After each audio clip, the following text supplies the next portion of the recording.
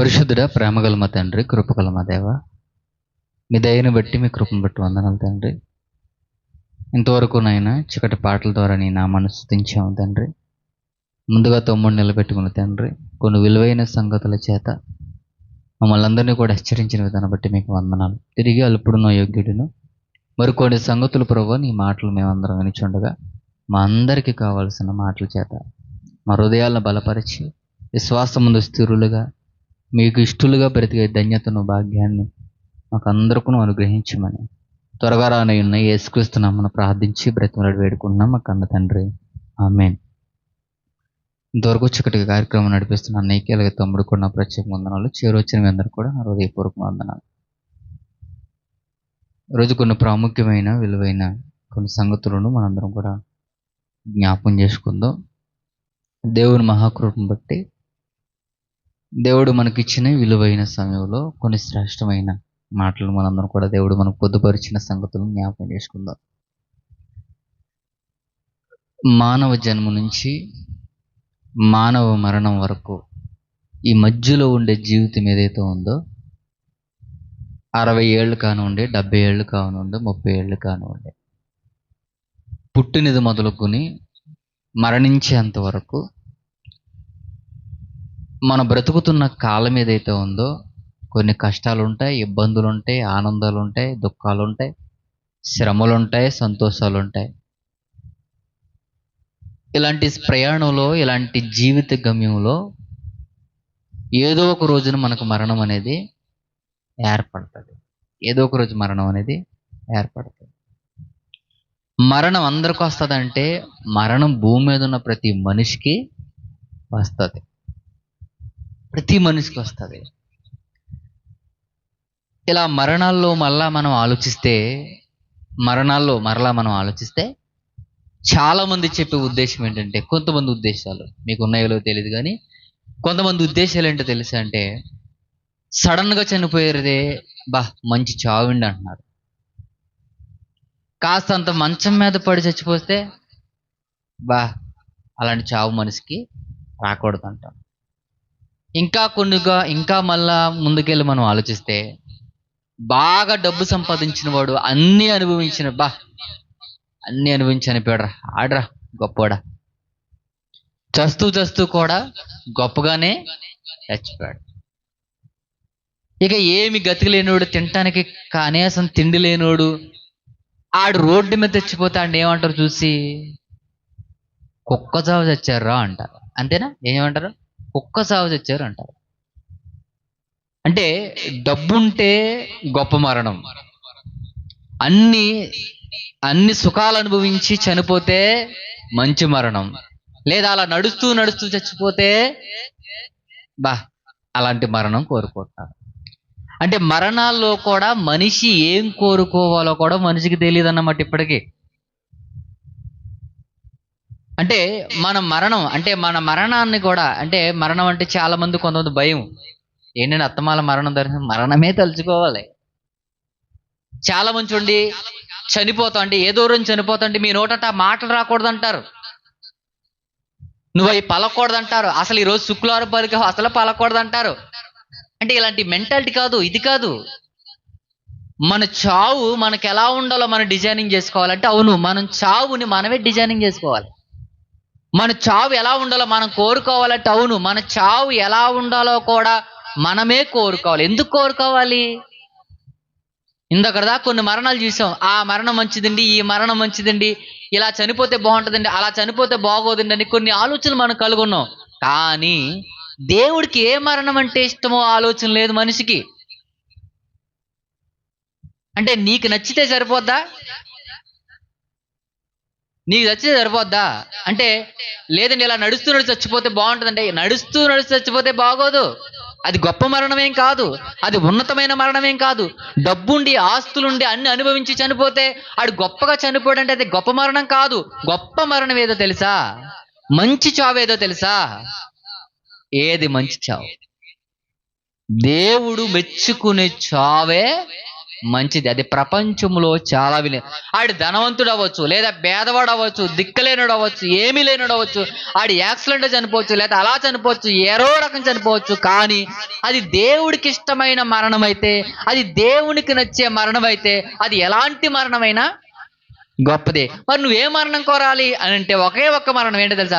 ప్రభువా, నా ముగింపు ఏదైతే నా ముగింపు ఉందో ఆ ముగింపు నీకు నచ్చే ముగింపుగా ఉండాలి, నువ్వు మెచ్చుకునే ముగింపుగా ఉండాలి. మరి ఆయన మెచ్చుకునే ముగింపుగా ఉండాలంటే ఏ ముగింపును మనం కోరుకోవాలి? ఏ మరణాన్ని కోరుకోవాలి? అలా నడుస్తూ నడుస్తూ చచ్చిపోతే మరణం కోరుకోవాలా? లేదా ఆ ప్రయాణం వెళుతూ వెళుతూ ఆ ప్రయాణంలో పోయే మరణం కోరుకోవాలా? లేదా ఆ మంచం మీద పడి తీసుకుని చనిపోయే మరణం కోరుకోవాలా? లేదా అలా నడుస్తూ హార్ట్ అటాక్ వచ్చి చనిపోయే మరణం కోరుకోవాలా? అసలు ఏ బాధలు లేకుండా చనిపోయిన మరణం కోరుకోవాలా? లేదా ఇబ్బందులతో కష్టాలతో ఉండి ఉండి చనిపోతే ఆ మరణం కోరుకోవాలా? ఏ మరణం కోరుకోవాలి మనం? క్లారిటీ లేదు. చూడండి, మనకి క్లారిటీ లేదు. ఎందుకు క్లారిటీ లేదు?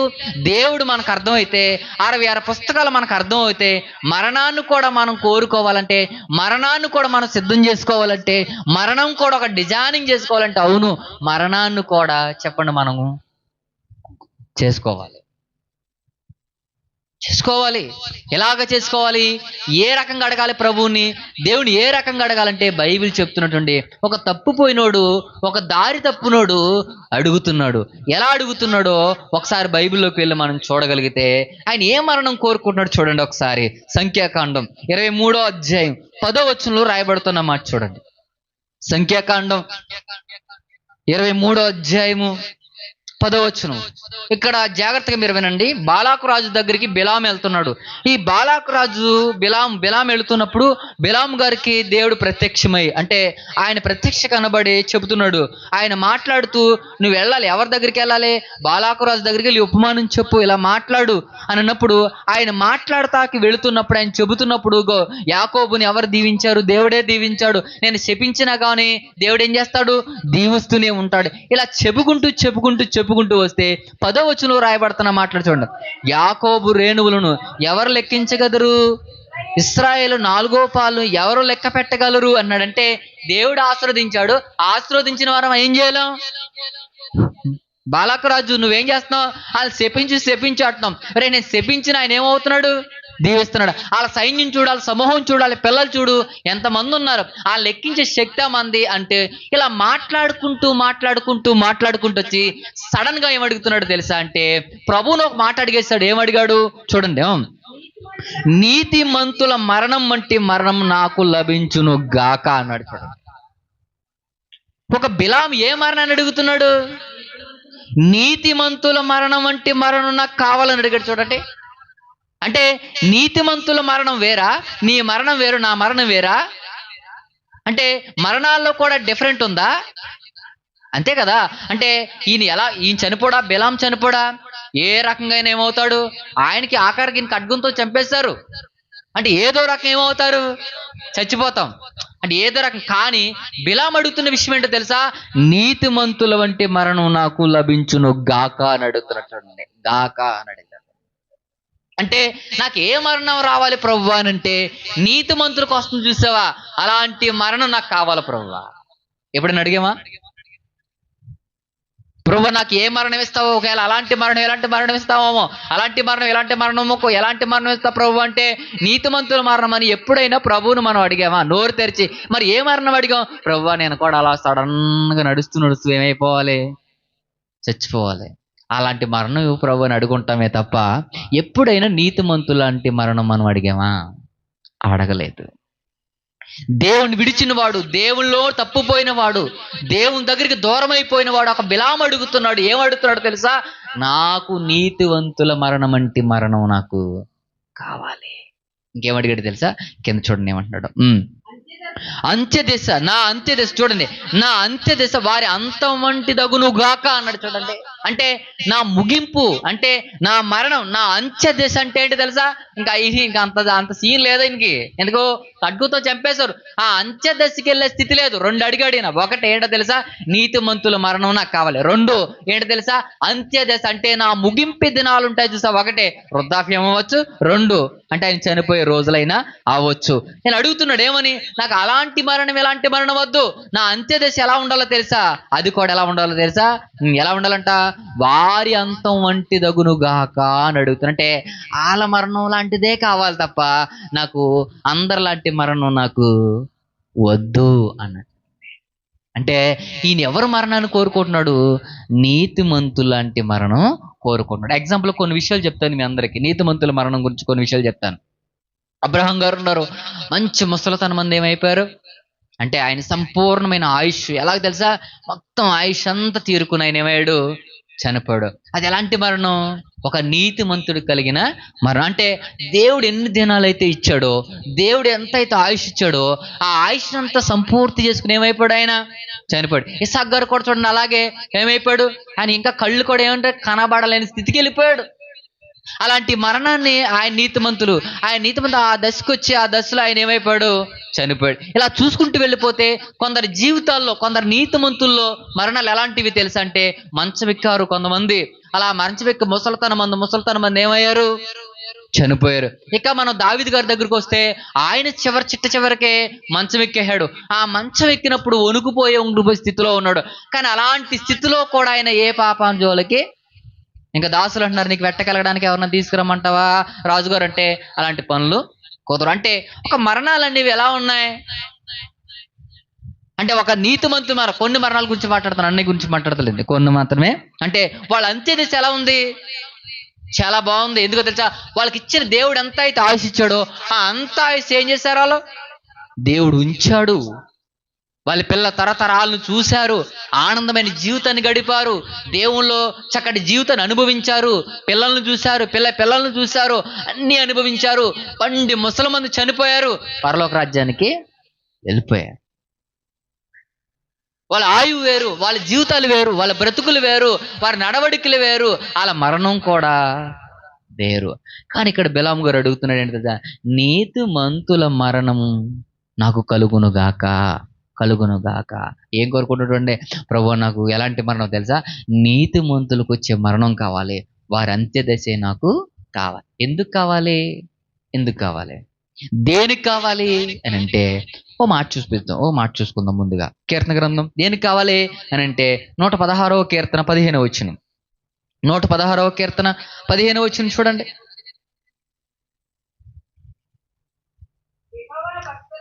యెహోవా భక్తుల మరణం ఆయన దృష్టికి ఎలాంటిదంట? విలువైనది. జాగ్రత్తగా వినండి. అంటే ఇప్పుడు ఆయన భక్తుల మరణం, నీతిమంతుల మరణం ప్రభుకి ఎలాంటిది అంటే విలువైనది. అంటే రోడ్లను తిరిగేవాడి మరణం ప్రభుకి విలువైంది కాదు. తాగుబోతుగా తిరిగే చనిపోయిన వాడికి, దేవుడికి ఆడి మరణం విలువైంది కాదు. వ్యభిచారం చేస్తూ చచ్చిపోయిన వాడి మరణం ప్రభుకి విలువైంది కాదు. అంటే దేవుడికి భయభక్తులు లేకుండా ఆడి ఇష్టానుసారంగా బ్రతికేవాడి మరణం దేవుడికి విలువైనది కాదు. మరి ఎవరిది విలువైన మరణం అని అంటే ఎవరైతే యెహోవా యందు భయభక్తులు కలిగి ఉంటారో ఆ మరణం ప్రభు కంట విలువైన. జాగ్రత్తగా వినండి. చిన్న ఊళ్ళోనే గొప్ప అర్థాలు ఉంటాయి. జాగ్రత్తగా అండి. ఇది చిన్న చిటికి వ్యక్తి మాట్లాడుతున్న మాటలు కాదు, సాక్షాత్తు దేవుడే. ఈ రోజు ఒకవేళ మన మరణం రోడ్డు మీద చనిపోవచ్చు, లేదా మన మరణం ఒకళ్ళు చంపేయచ్చు, లేదా మన మరణం ఎవ్వడికి తెలియకుండా చనిపోవచ్చు. కానీ ప్రభువుకి చాలా విలువైనది. ఇంకా మీకు విషయం చెప్తాను మీ అందరికీ. బార్డర్లో మీరు గమనించండి, మన ఇండియా బార్డర్లో కొంతమంది ఆర్మీన్స్ అంటే దేశం కోసం పోరాడుతూ చనిపోతారు. ఆ చనిపోయిన మరణం మన దేశానికి, నాయకులకి ఎలాంటిది? ఆ మరణం చాలా విలువైనది. ఎందుకు ఆ విలువైనది? మన దేశం కోసం చనిపోయాడు. అంటే మన దేశం కోసం చనిపోయిన వాడి మరణం ఏ మరణం అన్నారు? వీర మరణం అన్నారు. అంటే ఏంటిది? గొప్ప మరణం. అంటే కొంతమంది వ్యక్తుల కోసం లేదా మన దేశ రక్షణ కొరకు ప్రాణాలు అర్పించారు. ఆ ప్రాణం ఎలాంటిదో తెలుసా? చాలా విలువైనది. ఇప్పుడు దేవుడు అంటున్నాడు, భక్తుల మరణం నాకు విలువైనది. నేను అడుగుతున్నాను, జాగ్రత్తగా వినండి. ఈయన మరణం విలువైందంటే ఇది ఈ ఆర్మీలో చనిపోయిన వారి మరణం విలువైనదంటే లేదా గొప్పగా చూశారంటే ఎందుకు చూశారు? దేశం కోసం ప్రాణం పెట్టాడు కాబట్టి. మన మన భారతదేశంలో మన నాయకులు లేదా మన అందరం ఎందుకు చూస్తున్నాం గొప్పగా? మన దేశం కోసం చనిపోయాడు. మరి ప్రభువు మన గురించి మన మరణం గొప్పది ఎందుకు చూస్తున్నాడు? ఈ ఇన్నర్ ఫీలింగ్ ఎవరికి ఉంది? బిలాం గాడికి ఉంది. అంటే నా మరణం నీకు విలువగా ఉండాలి, నా మరణం నీకు విలువగా ఉండాలి, నా మరణం నీకు విలువగా ఉండాలి ప్రభువా. మరి విలువగా ఉండాలంటే ఎలా చనిపోవాలి? నీతిమంతులకు కలిగిన మరణం కలగాలి. అలా మరణం కలిగినప్పుడు ఏమవుతుంది? గొప్పగా కనపడుతుంది. మరి నీతిమంతుల మరణం ఎలా వచ్చింది? ఎందుకు చెప్పాడు అంటే బైబిల్ చెప్తుంది చూడండి. అంటే ఆయనకి దేవుడికి ప్రభు అయిన మన కన్న తండ్రికి ఎందుకు భక్తుల మరణం విలువైనది? ఎందుకు విలువైనది అని అంటే చెబుతున్న మాట చూడండి. యోహాను సువార్త 21వ అధ్యాయంలో రాయబడుతున్న మాట చూడండి. 19వ వచనం. అతడు ఎట్టి మరణం వలన దేవుణ్ణి మహిమపరచును, దాన్ని సూచించి ఆయన ఈ మాట చెప్పాను అని. జాగ్రత్తగా వినండి, కొన్ని విషయాలు మనం మాట్లాడుకుందాం త్వరగా. జాగ్రత్త సరిపోద్దాం. యోహాను గారిని అడుగుతున్నాడు. యోహాను గారిని ఏమడుగుతున్నాడంటే, ఇగో యోహాను గారు, నేను వెళ్ళిపోతున్నాను, నేను చనిపోతాను అంటే నా ముగింపు వచ్చేసిందని ప్రభు అంటుంటే, నా మందను కాస్తావా అంటే, ప్రభువా నేను కాస్తాను అన్నాడు. మరలా అడుగుతున్నాడు, నేను కాస్తావా అంటే, నేను ఎంతగా ప్రేమిస్తున్నానో తెలుసు, నువ్వు నన్ను ఎంతగా ప్రేమిస్తున్నావో తెలుసు, నీ మందను నేను కాస్తాను. మరలా అడుగుతున్నాడు, నా మందను కాస్తావంటే, ప్రభు అది నీకే తెలుసు, నువ్వే చూచుకని చెప్పి ప్రభు అయిన యేసుక్రీస్తు వరకు డైలాగ్ వేశారు. ఏంటో తెలుసా? ఎగ్జాంపుల్ చెప్పాడు. ఏం చెప్పాడు? నువ్వు యవ్వన కాలం ఉన్నప్పుడు నీకు ఇష్టమైన చోటకి వెళ్తావు, కానీ నీకు వయసు వస్తావు చూసావా, ఆ వయసు వచ్చినప్పుడు నీకు ఇష్టం లేని చోటని నిన్ను పెడతారు. జాగ్రత్త. అంటే ఏంటి? నీకు రోజు వస్తుంది ముసలి వయసు, ఆ వయసు వచ్చినప్పుడు నువ్వు లేగలేవు, నిన్ను ఎక్కడ పెట్టాలో అక్కడ పెడతారు. నువ్వు ఇంకా లెగాలన్నా, నువ్వు తీసుకెళ్లాలన్నా నువ్వు రావాలి, లేదంటే నీ వల్ల ఏది కాదు. నా మందను కాస్తావా? కాయవంటే, ప్రభువా నేను కాస్తాను. ఇలాంటి డైలాగ్ వేసిన తర్వాత ప్రభు చెప్తున్న మాట చూడండి. అతడు ఎట్టి మరణం వలన దేవుణ్ణి మహిమపరచును, దాన్ని సూచించే ఈ మాట చెప్పాను. మనకేమర్థమైంది? నేమర్థం కాదు మనకి. జాగ్రత్తగా విందాం మనం. అంటే ఇప్పుడు నా గొర్రెలు కాయ అని అడుగుతున్నాడు. అంటే నా గొర్రెలు కాసేటప్పుడు జాగ్రత్త ఉండే, సింహాలు వస్తాయి, ఎలుగుబంట్లు వస్తాయి, తోడేళ్ళు వస్తాయి. ఇలాంటి తోడేళ్ళు వచ్చినప్పుడు నువ్వేం చేయాలి? నా గొర్రెల్ని కాయాలి. అంటే నువ్వు పారిపోకూడదు, పారిపోకుండా సింహాలని తరవాలి, తోడేళ్ళని తరవాలి, ఎలుగుబంట్లని తరవాలి. ఇలా తరిమే ప్రయాణాలు తేడా వస్తే నీ ప్రాణాలు కూడా పోతాయి. అంటే నా సేవా జాగ్రత్తగా వినండి, నా సేవా పరిచర్లు అంటే దేవుడికి ఎందుకు విలువైనదంటే, ఈరోజు మన జవాన్లు మరణం ఎందుకు మన విలువైనది? మన దేశం కోసం ప్రాణం పెడుతున్నారు. అదే ప్రభు కోసం ప్రాణం పెట్టేవాడే నీతిమంతుడు. అలాంటి మరణం ప్రభుకేంటి? విలువైనది. ప్రియమైన వాళ్ళరా, ఇప్పుడు యోహాను గారు మాట్లాడుతున్నారు, నీ మరణం ప్రభువుకు మహిమ తెచ్చేదిగా ఉండాలి, నీ మరణం ముగింపు మహిమ దేవునికి మహిమ తెచ్చేదిగా ఉండాలి. నీ మరణం ఏదైతే ఉందో, ఆ చావు ఏదైతే ఉందో ఎవరికి మహిమ తేవాలో తెలుసా? దేవునికి మహిమ తేవాలి. ఈరోజు మన మరణాలు దేవునికి మహిమ తెచ్చేగా ఉన్నాయా? ఇప్పుడు బిలాం అడుగుతున్నాడు ఏంటో తెలుసా? నా మరణం వల్ల నీవు మహిమ పొందాలి, నా మరణం వల్ల నీవు మహిమ పొందాలి. నా మరణం వల్ల నువ్వు మహిమ పొందాలంటే నీతిమంతుల మరణం. నీతిమంతులు ఎవరు? ప్రభు కొరకు బ్రతికేవారు, ప్రభు పనిలో ఉండేవారు, ప్రభు కొరకు బ్రతికేవారు. అంటే చావు ఏదైనా ఉందంటే అది ప్రభు కొరకు మహిమ తీసుకురావాలి. ఎలా తీసుకొస్తుంది? తాగుతూ చచ్చిపోతే తీసుకొస్తుందా? వ్యభిచారం చేస్తూ చచ్చిపోతే తీసుకొస్తుందా? మోసం చేస్తే చచ్చిపోతే తీసుకొస్తుందా? దల్లారుగా తిరిగి చచ్చిపోతే తీసుకొస్తుందా? లేదా దేవుణ్ణే లెక్క చేయకుండా మన ఇష్టానుసారంగా బతికి చచ్చిపోతే తీసుకొస్తుందా? దేవుడికి చెప్పండి, ఆయనకి మహిమ తీసుకొచ్చే మరణం ఏది? ఎలాంటి మరణం అది? ఏ రకంగా తీసుకొస్తుంది ఆ మరణం? అది అంటే కొందరు భక్తులు మరణాలు మనం చూస్తే మనకు అర్థం అవుద్ది ప్రియమైన. కొందరు భక్తుల మరణాలు చూడాలి. ప్రభు అయిన యేసుక్రీస్తు ముగింపు దశకు వచ్చేస్తే ఆయన చావు దగ్గర దినాల్లో, ఆయన ముగింపు దగ్గర దినాల్లో ఆయన చెప్తున్న మాట ఏంటో తెలుసా? ప్రభుతో మాట్లాడుతున్న మాట ఏంటో తెలుసా? దేన్ని సూచించి మాట్లాడుతున్నాడు తెలుసా? ఆ మాట అంటే చెబుతున్నాడు చూడండి. యోహాను సువార్త 17వ అధ్యాయంలో రాయబడుతున్న 4వ వచనం చూడండి. ఎందుకు ఈ మాట మాట్లాడాడు ప్రభు అంటే? మొదటి వచనం. యేసుక్రీస్తు మాట్లాడుతున్న మాట చూడండి, మొదటి వచనం, 17వ అధ్యాయం మొదటి వచనం. ఏసి మాటలు చెప్పి ఆకాశం వైపు కనులెత్తి ఇట్లా నేను, తండ్రి నా గడియ వచ్చి ఉన్నది. గడియ వచ్చిందంటే ఏంటి? నా ముగింపు దినం వచ్చేసింది. నా రోజులు ఏమవుతున్నాయి? దగ్గరకు వచ్చేసినాయి. ఈ దగ్గరకు వచ్చేసినప్పుడు చెప్తున్న మాట 4వ వచనం ఏమన్నాడు? చేయుటకు నీవు నాకు ఇచ్చిన పని నేను సంపూర్ణంగా నెరవేర్చి భూమి మీద నేను ఏం చేశానో తెలుసా? మహిమ పరిచితిని. డిసైడ్ అయిపోయాడండి. అప్పుడు ప్రభువైన యేసుక్రీస్తు వారి మరణం తండ్రికి ఏం తీసుకొచ్చిందో తెలుసా? మహిమను తెచ్చింది. ఆయన ముగింపు, ఆయన అంత్యదశ దేని తీసుకొచ్చిందో తెలుసా? దేవునికి మహిమని తీసుకొచ్చింది. ప్రియమైన వాళ్ళారా, ఆయన సిలువలో పడిన దెబ్బలు దేవునికి మహిమ తీసుకొచ్చాయి. ఆయన రాళ్ళ దెబ్బలు దేవునికి మహిమ తీసుకొచ్చాయి. ఆయన హింసించిన ప్రతి హింస దేవునికి మహిమ ఎందుకు తీసుకొచ్చాయి తెలుసా? ప్రభు కొరకు చనిపోయాడు, తండ్రి కొరకు చనిపోయాడు.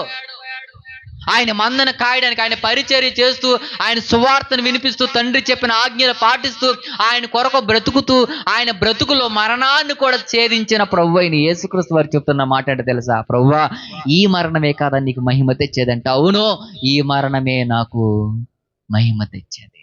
తెగించి సిలువెక్కాడు. ప్రేమైన తెగించి సిలువెక్కాడు. ఆ సిలువలో ఆయన మరణాన్ని, ఆయన జీవితాన్ని ఇచ్చేశాడు. ఆయన ఇచ్చి ఎవరిని మహిమపరిచాడు తెలుసా? ఎవరిని ఆనందపరిచాడు తెలుసా? కన్న తండ్రిని ఆనందపరిచాడు. ప్రియమైన వాళ్ళారా, ఈరోజు మనం చచ్చిపోతే తండ్రి ఆనందపడతాడా? ఈరోజు మనం చనిపోతే ప్రభు ఆనందపడతాడా? ఈరోజు మన జీవితాలు ముగిసిపోతే, మన మరణం ద్వారా బా ఏం చనిపోయాడు బాబా అని అనుకుంటే దేవుడు అనుకుంటాడా మన మరణంలో? ఎందుకు అనుకోడు? మనకు సరైన సేవ లేదు, సరైన నడవడిక లేదు, సరైన పరిచర్య లేదు, సరైనటువంటి నిలకడతత్వం లేదు, విశ్వాసం లేదు, అసలు సరైన భక్తి మన జీవితంలో లేదు. ప్రియమైన వాళ్ళారా, మనం మరణించేటప్పుడు మన గురించి ఏమన్నా చెప్పండి ఘనంగా చెప్పుకుంటాడా? బిలాము ఎందుకు అడిగాడు తెలుసా? అలాంటి భక్తులు వంటి మరణం మనకు రాకపోతే, అలాంటి భక్తులు వంటి ముగింపు మనకు రాకపోతే ఏం రాదు? పరలోకం మనకే రాదు. ఆ పరలోకం వెళ్ళాలంటే ఎవరిలాంటి మరణం కావాలి తెలుసా? నీతిమంతులకు కలిగిన మరణం లాంటి మరణం మన లైఫ్లోకి రావాలి. ఏంటా మరణాలు? ముందు కొన్ని చెప్పాను మీకు. తెలుసా? అబ్రహాం గారు పాత నిబంధన కాలంలో ఎలా చనిపోయారు? వాళ్ళు మంచి ముసలతనమందు, మంచి జీవితం కలిగి, మంచి విశ్వాసం కలిగి, వాళ్ళ ముగింపు దశలో కూడా చాలా బాగున్నారు, చనిపోయారు వాళ్ళు. అన్ని మరణాలు ఒకరు కాదండి, అన్ని మరణాలు ఒక టైప్ కాదు. అంటే మరణాలు గుర్తుపెట్టుకోండి. నేను అడుగుతుంది, చావు అనేది నువ్వు చనిపోయే ఆ మ్యాటర్ని బట్టి ఉంటుంది. నేను చెప్పింది మీకు అర్థమవుతుందో లేదో? మన మరణం ఏదైతే ఉందో, నువ్వు ఎందుకు చనిపోయావు, దేని వల్ల చనిపోయావు? నేను ఎగ్జాంపుల్ చెప్తాను. కొంతమంది లవ్ ఫెయిల్యూర్ అయ్యని చనిపోయిన వాళ్ళు ఉన్నారు. కొంతమంది 10th పాస్ అవ్వాలి చనిపోయిన వాళ్ళు ఉన్నారు. కొంతమంది అదిగో మా భార్య నన్ను మోసం చేసిందని దానివల్ల చనిపోయిన వారు ఉన్నారు. కొంతమంది ఏంటో తెలుసా? దొంగతనాలు చేసి దొరికిపోయావని చనిపోయిన. ఇలాంటి మరణాలు ప్రభువుకు మహిమ తెస్తాయా? ఇలాంటి మరణం కాదు. మరి ఏ మరణం కావాలి? ప్రభువులో సేవ చేస్తూ చేస్తూ చేస్తూ చనిపోతావు చూసావా? ఆ మరణం ఎలా వస్తుంది? నడిచినా వస్తుంది, పడుకున్నప్పుడైనా వస్తుంది, లేదా సువార్త చేస్తూ కూడా ఏమవుతావు? ఎలా చనిపోతావు సువార్త చేస్తూ అని అంటే? కొంతమంది జీవితాలు చూద్దామండి. మనకు బాగా తెలిసిన ఆయన పౌలు గారు ఓ ప్రస్తావన ఎత్తాడు. ఏమంటున్నాడు చూడండి. ఆయన జీవితంలో ఓ ప్రస్తావన ఎత్తి మాట్లాడుతున్న మాట చూడండి. ఫిలిప్పీలకు రాసిన పత్రిక 1వ అధ్యాయంలో చూడండి. ఫిలిప్పీలకు రాసిన పత్రిక 1వ అధ్యాయం 21వ వచనం. ఆయన సేమ్ ఫీలింగ్ ఎలా మాట్లాడుతున్నాడు చూడండి. ఆయన ఏమంటున్నాడో 1వ అధ్యాయం 21వ వచనం.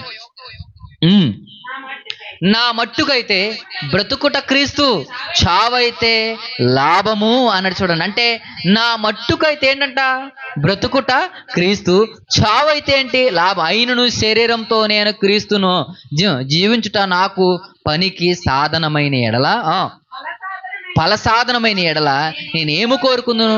నాకు తోచలేదు అన్నాడు. జాగ్రత్తగా, ఈ రెండిటి మధ్య నేను ఇరుకబడి ఉన్నాను. నేను వెడలపోయి క్రీస్తుతో కూడా ఉండవలనని నాకు ఆశ ఉన్నది, అది నాకు మరీ మేలు అన్నాడు. జాగ్రత్తగా ఉంది. ఈ ఇన్నర్ ఫీలింగ్ ఏంటో తెలుసా? దీని ఇన్నర్ ఫీలింగ్ ఏంటో తెలుసా? ఆయన అంటున్న ప్రస్తావన, నా మట్టుకైతే బ్రతుకుట క్రీస్తు. అంటే నేను బ్రతికితే ఎలా బ్రతకాలి? క్రీస్తులా బ్రతకాలి. క్రీస్తులా ఎందుకు బ్రతకాలి అంటే, ఆయన మరణం దేవునికి ఏం తెచ్చింది? మహిమ తెచ్చింది. ఆయన మరణం ఎలా ఎలా ఎలా దేవుణ్ణి ఏం చేసింది? ఆనందపరిచింది. అలాంటి మరణమే నాకు కూడా కావాలి. అయితే ఆయన అన్నాడు, నేను బ్రతికితే క్రీస్తులా బ్రతుకుతాను, లేకపోతే బతకను అన్నాడు. చూడండి, ఎందుకని? అలాంటి మరణమే నాకు కావాలి. అలాంటి దేవుణ్ణి మహిమపరిచేది కావాలంటే నిజంగానండి ఎన్నో శ్రమలు అనుభవించాడు, ఎన్నో కష్టాలు అనుభవించాడు, ఎన్నో బాధలు అనుభవించాడు, ఎన్నో హింసలు అనుభవించాడు. అంటే ఈయన ఫీలింగ్ ఏంటో తెలుసా? ఈయన ఉద్దేశం ఏంటో తెలుసా? ప్రభువా, నా మరణం ఏదైతే ఉందో, నా బ్రతుకు ఏదైతే ఉందో, నా బ్రతుకులో చావు ఉందో తెలుసా, అది ఎలా తెలుసా? క్రీస్తులా చచ్చిపోవాలన్నాడండి. క్రీస్తులా చనిపోవాలి నేను, క్రీస్తులా మరణించాలి నేను, క్రీస్తులాగానే బ్రతకాలి నేను. ఎందుకో తెలుసా? ఇలాంటి మహిమ ఎవరికి ఇష్టం తెలుసా? నా కన్న తండ్రికి ఇష్టం. నా ప్రభువుకి ఇలాంటి మరణమే కావాలి. ఎందుకు ఇలాంటి మరణం కావాలో తెలుసా? నేను ప్రభువులో సేవ చేస్తూ చేసి చచ్చిపోతేనే చెప్పండి, నేను దేవుణ్ణి ఏం చేస్తాను తెలుసా? మహిమపడతాను. అంటే వాళ్ళ ముగింపులు ఎలా కోరుకుంటున్నారు తెలుసా? వాళ్ళ మరణాలు ఏంటో తెలుసా? ఏంటది? సువార్త చేస్తూ చేస్తూ ఏమైపోవాలి?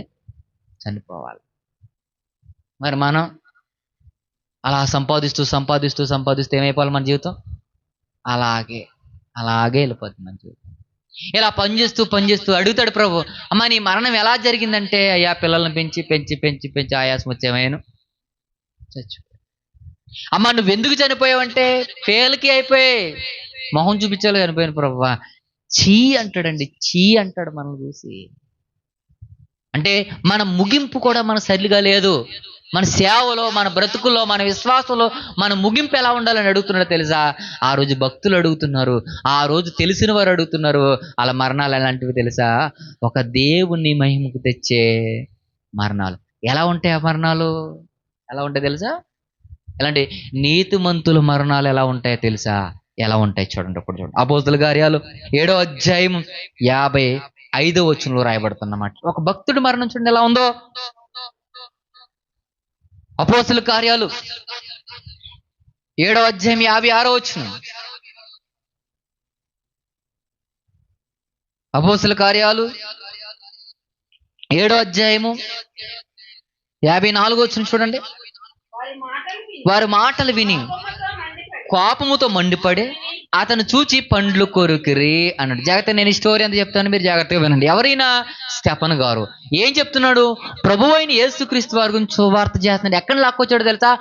ఆదాము దగ్గర నుంచి, అబ్రహాం గారి దగ్గర నుంచి లాక్కొచ్చాడు. ఇలాంటి లాక్కొచ్చి అన్ని చెప్పుకొస్తున్నాడు. ఇలా చెప్పుకొస్తుంటే మీకు అర్థం అవుతలేదా ముష్కరులారా?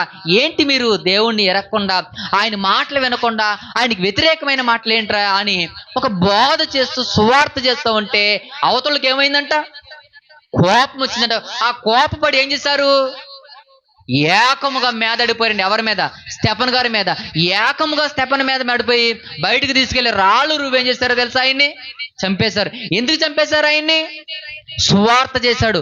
దేవుని పరిచర్లో, దేవుని మాటలో నీతి మాటలు చెప్తుంటే మీ బ్రతుకులు మార్చుకోండ్రా, మీ నడవడికలు మార్చుకోండ్రా, ప్రభు 2వ రాకల్లో వస్తాడు, ఆయన వస్తే మనందరినీ తీసుకెళ్తాడు, అక్కడికి వెళ్తాం రా అంటే ఒక నీతి మాటలు చెప్తుంటే స్టెఫన్ ఏం చేశారు? చంపేశారు. ఆయన వ్యభిచారం చేస్తే చంపలేదు, దొంగతనాలు చేస్తే చనిపోలేదు, మోసాలు చేస్తే చనిపోలేదు. ఆయన సువార్త చేస్తూ నీతిగా బతికి నీతిగా బతకండ్రా అంటే ఏమైపోయారు? ఆయన్ని చంపేశారు. ఆయన మరణం ఇప్పుడు ఎలాంటిది తెలుసా? దేవునికి మహిమ తెచ్చే మరణం ప్రియమైన వాళ్ళరా. అది సామాన్యుల మరణం కాదు. ఒకవేళ నిన్ను కూడా రాళ్లతో కొడతారేమో, జాగ్రత్త. రాళ్లతో కొట్టే మరణాలన్నీ దేవునికి మహిమ తెచ్చేవి కాదు. వ్యభిచారం చేసే వాళ్ళు కూడా ఇజ్రాయేల్ ఏం చేసేవారు? రాళ్లతో కొట్ట. ఆ మరణాలు ఏమైనా గొప్పవి కాదు. ఏ మరణం? మ్యాటర్ వెనకాల మ్యాటర్ ఇంపార్టెంట్. అంటే మన చావుకు కారణం ఏంటి? దొంగమా, వ్యభిచారమా, మోసమా, దగాలా, కన్నాలేసామా? ఇలాంటి రీజన్స్ ఉండి మనల్ని కొడితే అది మంచి మరణాలు కాదు. మరి ఎలాంటి రీజన్స్ ఉండాలి తెలుసా? మన వెనకాల దేవుడే రీజన్ అయి ఉండాలి. ఆయన ఎందుకు చంపారా అంటే రీజన్ ఏంటో తెలుసా? ఆడు యేసుక్రీస్తు వారు సువార్తను ప్రకటిస్తున్నారు, అందుకే ఏం చేశారు ఆయన్ని? అది దేవునికి మహిమ తెచ్చే మరణం. ఆయన ఎందుకు కొట్టారంటే తెలుసా? ప్రభు సువార్త వినిపిస్తున్నారు. అవును, ప్రభు సువార్త వినిపిస్తే కొడితే అది దేవునికి మహిమ అంట. అవును, ఆయన పరిచర్య చేస్తూ, ఆయన సేవ చేస్తూ చెప్పండి, చనిపోయిన వాడి మరణం చాలా గొప్పది.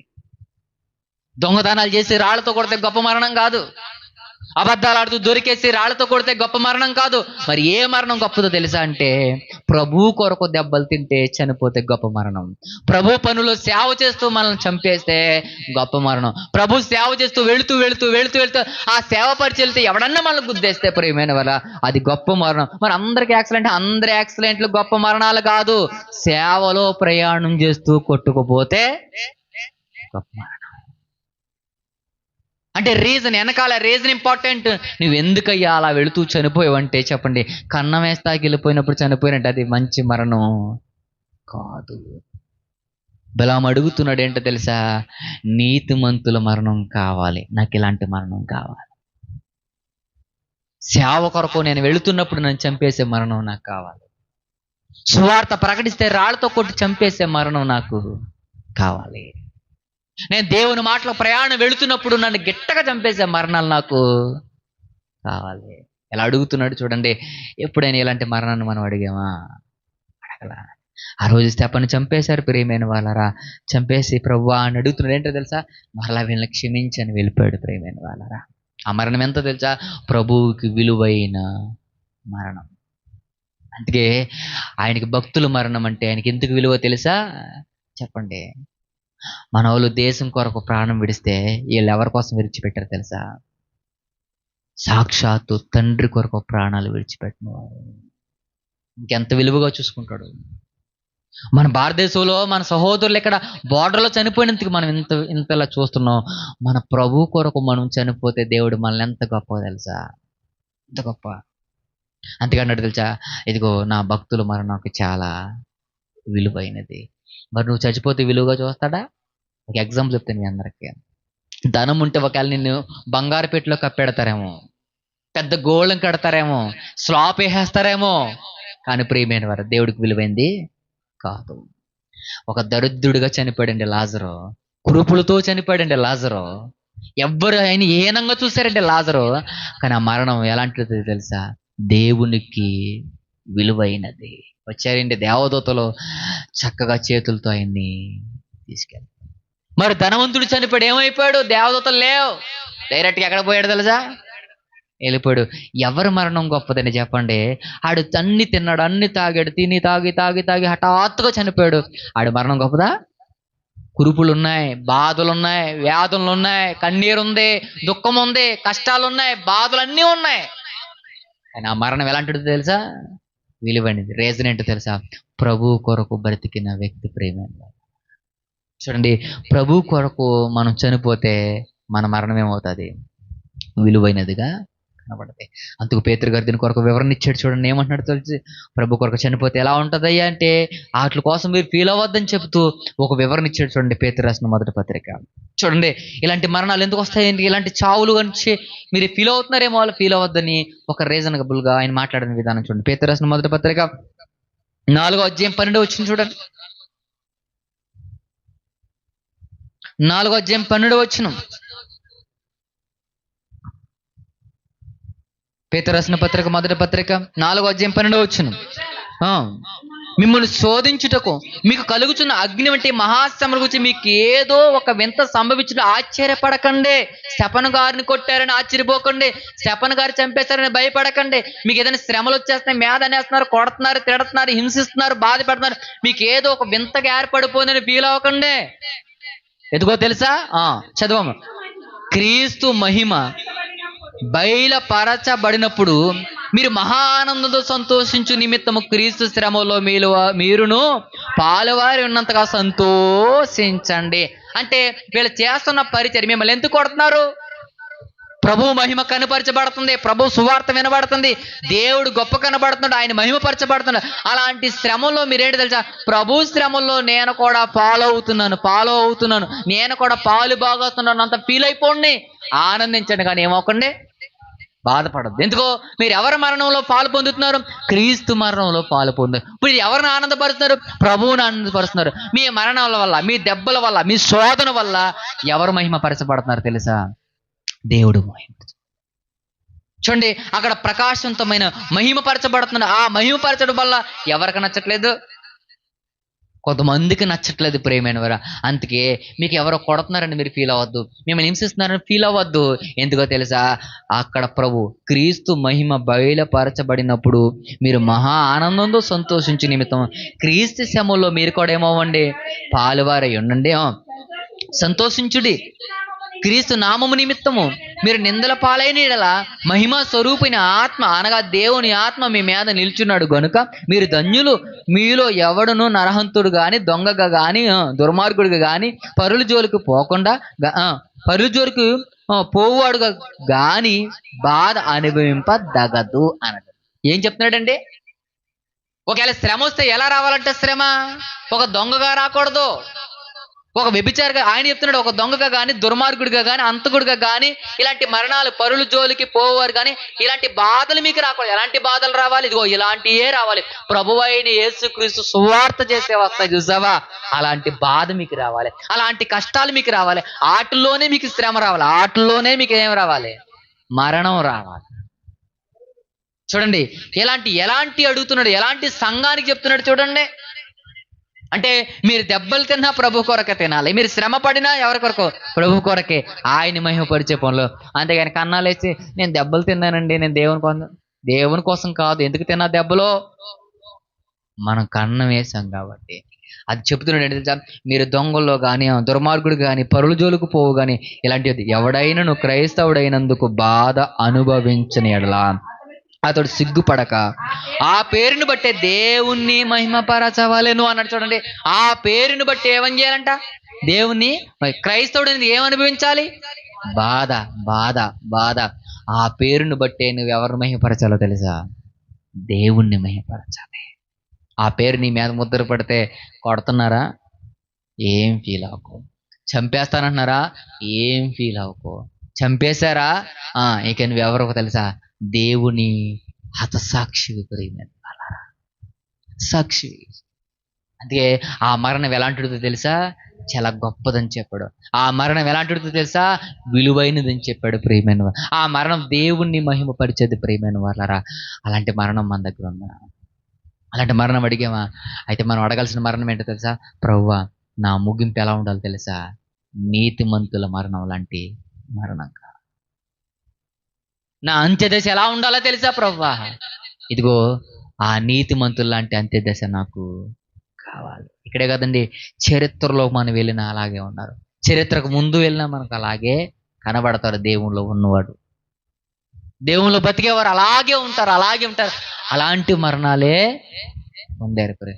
మొదటి శతాబ్దంలోనే కాదు ప్రియమైన వారు, క్రీస్తు పూర్వం కూడా అలాంటి మరణాలు ఎన్నో ఉన్నాయి. చూడండి, ఇంకొక ఆయన చూడండి, 2 మాటలు చూపించి ముగిస్తాను చూడండి. 2 మరణాలు చూపించి ముగిస్తాను చూడండి. అలా మరణాలు చూడండి ఎలా ఉన్నాయో. అపోస్తల కార్యం 12వ అధ్యాయం. అపోస్తల కార్యం చూడండి 12వ అధ్యాయంలో రాయబడుతున్న మాట చూడండి. అపోస్తల కార్యం 12వ అధ్యాయం మొదటి వచనం. దాదాపు అదే కాలమందు రాజైన హేరోదు సంగపు వారిలో కొందరిని బాధ పెట్టుటకు బలాత్కారంగా పట్టుకొని యోహాను సహోదరుని యాకోబును ఖడ్గముతో చంపించెను అన్నట్టు. చూడండి, ఎవరినంట? యాకోబు గారిని. వీళ్ళకి ఏంటి మహాసరదా? ఎవరిని చంపడం అంటే ప్రభు అయిన యేసుక్రీస్తు వారు సువార్త ప్రకటించే వాళ్ళని హింసించడం ఈ వెధవలకు ఇష్టం, బాధ పెట్టడం బాగా ఇష్టం వీళ్ళకి. అలాంటి భాగంలో ఈ యోహాను గారి సహోదరుడైన ఎవరిని? యాకోబుని ఏం చేశారో తెలుసా? ఖడ్గంతో చంపేశారు ప్రేమైన వాళ్ళ. ఈ మరణం వాళ్ళు అనుకుంటారో, చూసిన వారు అనుకుంటారో ఇలా చచ్చాడేంట్రా అనుకుంటారు, కానీ అది ప్రభువుకి ఎలాంటిదో తెలుసా? విలువైనది. ఏళ్ళే కాదు ప్రియమైన, ఇంకా కొంతమంది పేతురు గారిని కూడా పట్టుకున్నారు. పేతురు గారు కూడా పట్టుకుని ఏం చేస్తున్నారు చూడండి. ఆ రోజులో యూదుల పండుగ ఇష్టమైన కార్యం అంట. అది తెలుసుకొని పేతురు కూడా ఏం చేస్తారంట? పట్టుకొని ఆ దినం పులి రొట్టె పండుగ దినములు అతన్ని పట్టుకుని చెరసాల్లో వేయించి పస్కా పండుగ అయిన పిమ్మట అతన్ని తేవాలని ఉద్దేశము, అతనికి కావాలంటే 4 చతుష్మలను సైనికుల సంఘము చేత అతని కొరకు ఏం చేసిందంట చూడండి. ఏంటంట? సైనికులకు అతన్ని అప్పగించను అన్నాడు. చూడండి, అంటే పేతురు గౌరవం కూడా ఏం చేయాలి? సడన్ గా ఏమొచ్చేసిందంట? పులి రొట్టె పండుగ, అంటే పస్కా పండుగ వచ్చేసింది. ఈ పస్కా పండుగ ఏం చేయకూడదు? ఎవరిని చంపకూడదు. ఇప్పుడు ఈ పస్కా పండుగ అయిపోయిన తర్వాత ఎవరిని చంపుదాం అంటున్నారు? పేతురు గారిని. మరలా సంఘం దగ్గరికి తీసుకొచ్చి ఇప్పుడు ఏం చేయాలి? రాళ్ళతో కొడతారో కొడతారో, రంపాలతో కోస్తారో తెలియదు, ఎబ్బలు కొడతారో తెలియదు, ఎలా కొడతారో తెలియదు ప్రియమైన వాళ్ళరా. ఆ రోజు ఎందుకు కొట్టారో తెలుసా వీళ్ళని? ఆ రోజు ఎందుకు శ్రమ పరిచారో తెలుసా వీళ్ళని? కేవలం ప్రభువైన యేసు క్రీస్తు వారు సువార్తను ప్రకటించడం వల్ల. పోనీ వాళ్ళు చనిపోతే దేవుడు ఏమన్నా చీ అంటున్నాడా? లేదు, నా మహిమ పరిచారయ్యా, గొప్పోళ్ళు, గొప్పగా చూశాడు, గొప్పగా చూశాడు. చూసే జనాలకి ఏమన్నా వింతగా అనిపించవచ్చు, చూసే జనాలకి ఇలాంటి మరణం ఏంట్రా అనుకోవచ్చు, కొట్టేవాడికి తెలియవచ్చు. కానీ కొట్టించుకున్న ఆనాటి క్రైస్తవ్యానికి తెలుసు, నేను దేవుణ్ణి మహిమ పరుస్తున్నాను అని. ఆ రోజు మరణాలు చూడండి, మనకులా లేవు. ఆ రోజు మరణాలు ఎలాంటివి తెలుసా ప్రియమైన వారు? ప్రభు కొరకు, ప్రభు కొరకు, ప్రభు కొరకు ప్రాణాలు సహితం విడిచిపెట్టి సేవ చేసిన వాళ్ళలో. మరి అలాంటి మరణాలు ప్రభుకి విలువైనవి కదా? అవునా కదా? అవును. ఆయన అన్నాడంటే ఏంటో తెలుసా? చాలా మంది ఆ ఓణ్ కూడా ఎలా తెలుసా? ప్రతి ఒక్కడికి ఉపయోగించేస్తున్నారంటే భక్తుల మరణం చాలా విలువైనదండి. అంటే భక్తులు అంటే ఎవరో ఎవడబడితే వాళ్ళు కాదు, ఎలాంటి పడితే అలాంటి వాళ్ళు కాదు. వీర మరణాలు పొందిన వారు ఉన్నారు, సేవా పరిచయంలో చనిపోయిన వారు ఉన్నారు, సేవ కొరకే బ్రతికి బ్రతికి చనిపోయిన వారు ఉన్నారు. అలాంటి వారి కొరకు ప్రియమైన వారు ప్రభువు చెప్తున్నాడు, ఇదిగో ఇలాంటి మరణాలు నాకు చాలా విలువైనవి, నా కొరకు చనిపోయిన మరణాలన్నీ విలువైనవి. ఆ తండ్రి చెప్తున్నాడు ప్రియమైన వారా, అలాంటి మరణం మన జీవితంలోనికి రావాలి. అలాంటి మరణమే రావాలి. మనం ఒక దొంగగాను, చెప్పండి, ఒక మోసగాడిగాను, ఒక అబద్ధికుడిగా గాను, ఒక లోకస్తుడిగా గాను మనం చనిపోతే దేవుని దగ్గర మనకి విలువ అనేది లేదు. మన మరణం అంటూ వస్తే ఎవరికి తేవాలి మహిమ? దేవునికి తేవాలి, దేవునికి తేవాలి. అలాంటి మరణమే పొందాలంటే అవును, అలాంటి మరణాన్ని పొందాలి. పేతురు గారిని కూడా చెరసాల్లో వేస్తే సంఘం అత్యాశక్తితో ప్రార్థన చేస్తే ఆ రోజు చెరసాల పునాదుల బద్దలు కొట్టి పేతురు గారిని బయటికి తీసుకొచ్చాడు. ఆయన కాపాడలేడంటే కాపాడగలడు. కానీ ప్రియమైన వాళ్ళరా, నీ కొరకు నీకు ఇచ్చిన జీవితంలో, నీకు ఇచ్చిన బ్రతుకులో, ఆయన సేవ పరిచయంలో నీ మరణాన్ని నువ్వేం చేయాలి అర్థం చేసుకోవాలి. నీ కాలం వస్తే నువ్వు ఎలా పోతావో కూడా తెలియదు. కానీ ఒకటి గుర్తుపెట్టుకోండి, మన ముగింపు వెనకాల మనకేముండాలి? ఎవరినేముండాలి? ప్రభువు. ఒకటే కారణం కావాలేంటో తెలుసా? అబ్బా ఏం సేవ చేసి చనిపోయింది అయ్యా ఆమె అనాలి. బా ఏం వ్యాపారం చేసి వెళ్ళిపోయింది అనకూడదు. అబ్బా ఏం దొంగతనాలు చేసాడని పోయాడు అనకూడదు. అబ్బా పిచ్చ తాగుడు తాగు చచ్చిపోయాడు అని అనకూడదు. ఏమనాలి తెలుసా? బా సేవ అంటే ఆయనకి ఇలా చేసి చనిపోవాలండి అనాలి. బా పాడి తామెలాగా దేవుని కొరకు పాటలు పాడి పాడి పాడి అలా చనిపోవాలండి అనండి. బా సేవ కొరకు అన్ని చోట్ల తిరిగి తిరిగి తిరిగి తిరిగి చనిపోయిందండి, అలా చనిపోవాలండి అన్న డైలాగ్ రావాలి. కానీ చీ ఇలాంటి ఎదవలా చనిపోకూడదన్న ఫీలింగ్ మాత్రం ఎవరికి. అలాంటి మరణాలు కాదు ప్రియమైన వారు, ఇదిగో ఇలాంటి నీతి కలిగిన మరణాలు కావాలి క్రైస్తవుడికి. మనం క్రైస్తవులం అయితే, మనం ప్రభువులో నిలబడిన వాళ్ళం అయితే మన మరణాలు ఎలా ఉండాలి చెప్పండి? దేవునికి విలువైన మరణంగా ఉన్నాయా మన మరణాలు? అలా ఉంటాయా? లేకపోతే ప్రభుని అడగల, ప్రభువా నేను తలిచినా నీ కొరకే, చెప్పండి, నా తలంపుల్లో కూడా నీ కొరకే, నా ఊపిరి ఆగిపోయే వరకు నీ తలంపుల్లో నేను బతకాలి ప్రభువా అని ప్రార్థన చేయాలి. ప్రార్థన చేయాలి. ఇదే కాదు ప్రియమైన వాళ్ళరా, చరిత్రలో కూడా ఇలాగే చంపేశారు. ఎందరినో ఎందరినో, ఒక్కరిని కాదు ఎందరినో ఎందరినో చంపేశారు. ఒకరిని కాదు, ఇద్దరిని కాదు, తీయాలంటే బోల్డ్ అని ఉన్నాయి. మంచిగా ఒకటి పాత నిబంధనలో ఒకటి చూపిస్తాను చూడండి, ఒకే ఒక్కటి చూపిస్తాను, ముగించేస్తాను చూడండి. దినవృత్తాంతాల గ్రంథం, 2వ దినవృత్తాంతాల గ్రంథం 24వ అధ్యాయం 20వ వచనం. దినవృత్తాంతాల గ్రంథం, 2వ దినవృత్తాంతాల గ్రంథం 24వ అధ్యాయం 20వ వచనం.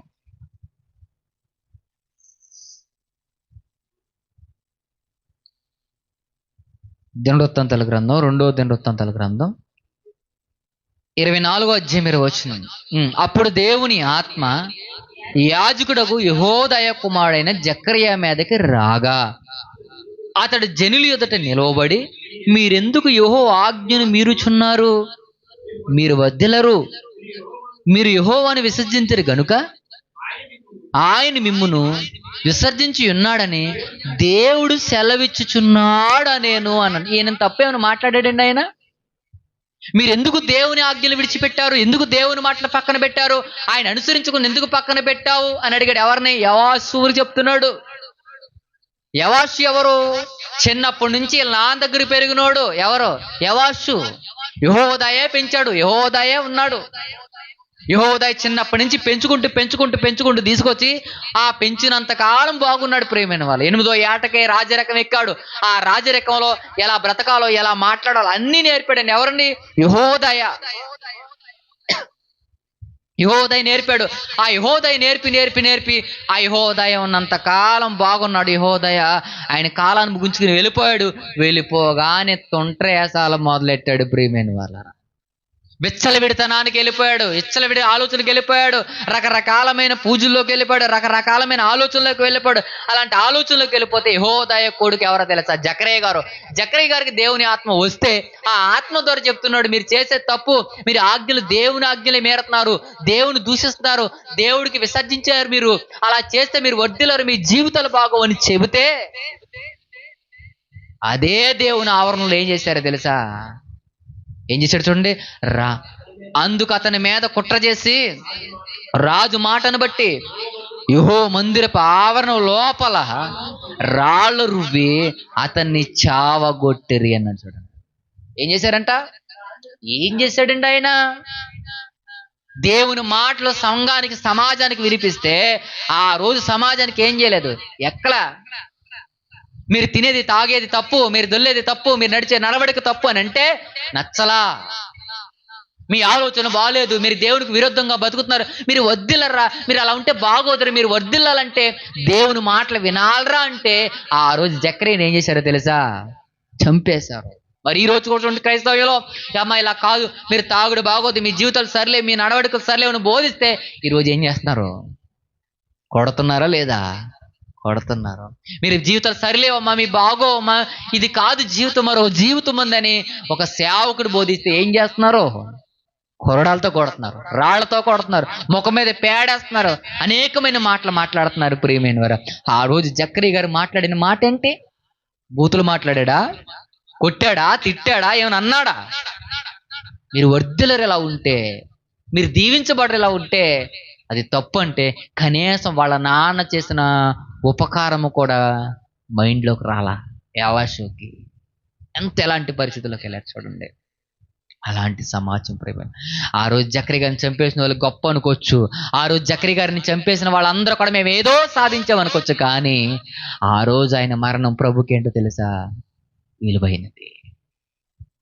ఆ రోజు ఆయన మరణం చాలా గొప్పది. ఈరోజు ఎందుకు మనం మాట్లాడుకుంటున్నాం? ఆ రోజు ఆయన చనిపోయిన చావు గొప్పదే. ఎక్కడ చంపారు ఆయన్ని? దేవుని ఆవరణం లోపలే చంపారంటే ఎంత ఎలాంటిది తెగించారో ఆలోచించండి. ఇప్పుడు జరగట్లేదా? దేవుని ఆలయంలోనికే వచ్చి గల్లంతులు చేసేవాళ్ళు లేరా? ఉన్నారు.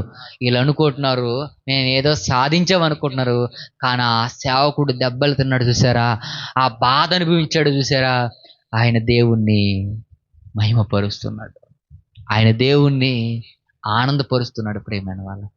ఇలాంటి మరణాలు మన జీవితంలోనికి. అందుకే భక్తుల మరణం నాకు చాలా విలువైనదే. బిలాము అడుగుతున్నాడు, ప్రభువా నాకు ఎలాంటి మరణం కావాలో తెలుసా? ఇదిగో ఎవరైతే నీతిమంతులు కలిగిన మరణం వస్తుందో అలాంటి మరణం నాకు కావాలి. ఒక యాకోబు లాంటి మరణం కావాలి, ఒక జకర్యా లాంటి మరణం కావాలి, ఒక స్తెఫను లాంటి మరణం కావాలి. మరణం అంటే వెనకాల నీతి రీజన్ అయి ఉండాలి. నన్ను కొట్టారంటే కారణం నువ్వై ఉండాలి ప్రభువా, నన్ను తిట్టారంటే కారణం నువ్వై ఉండాలి, నన్ను చంపారంటే కారణం నువ్వై ఉండాలి ప్రభువా. అలాంటి మరణం నాకు కావాలని అడిగాడండి.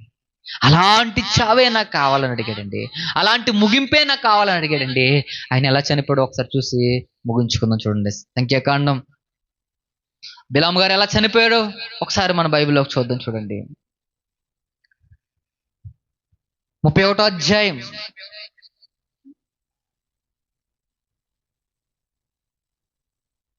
రాయబడుతున్న మాట చూడండి, మొదటి నుంచి చదవండి. మరియు యెహోవా మిద్యానీయులు ఇశ్రాయేలీయులకు చేసిన హింసకు ప్రతిహింస చేయుడి. తరువాత నీవు నీ స్వజుల యొద్దకు చేర్చబడదు అని మోషేకు సెలవీయగా, మోషే ప్రజలతో మీలో కొందరు యుద్ధ సన్నద్ధులై మిద్యానీయుల మీదకు పోయి మిద్యానీయులకు యెహోవా విధించిన ప్రతి దండన చేయనట్లు ఇశ్రాయేలు గోత్రములన్నిటిలో ప్రతి గోత్రములో నుండి 1000 మందిని ఆ యుద్ధమునకు పంపవలెను నన్ను.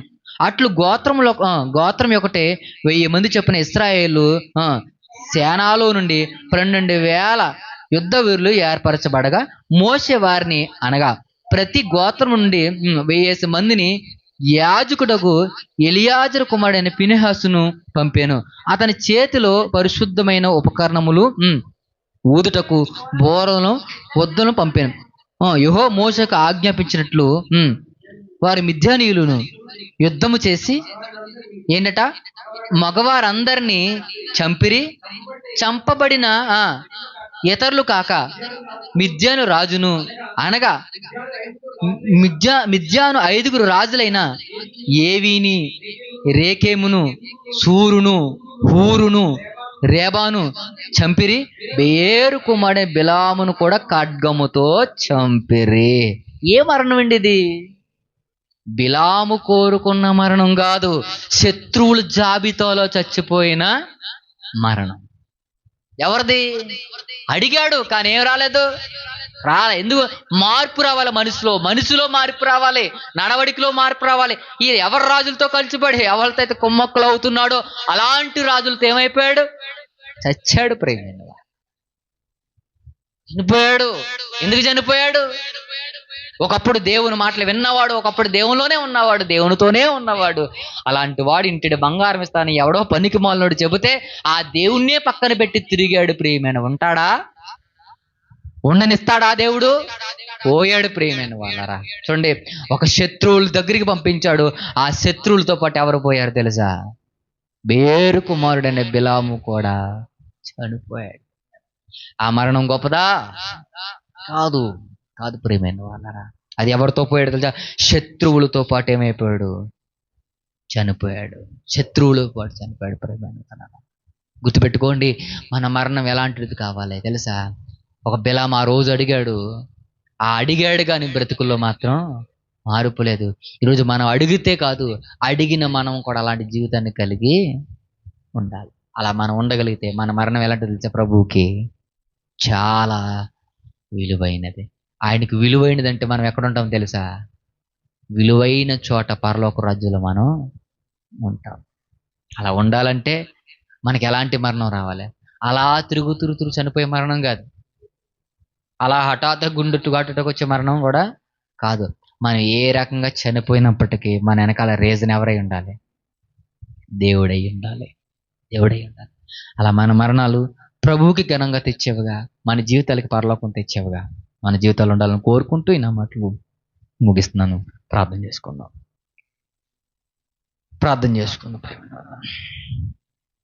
పరిశుద్ధుడా, ప్రేమగల మా తండ్రి, కృపగల మా దేవ, మీ దయని బట్టి, మీ కృపను బట్టి వందనాలు తండ్రి. ఇంతవరకు ఎన్నో విలువైన సంగతులు మీరు మాతో మాట్లాడారు తండ్రి.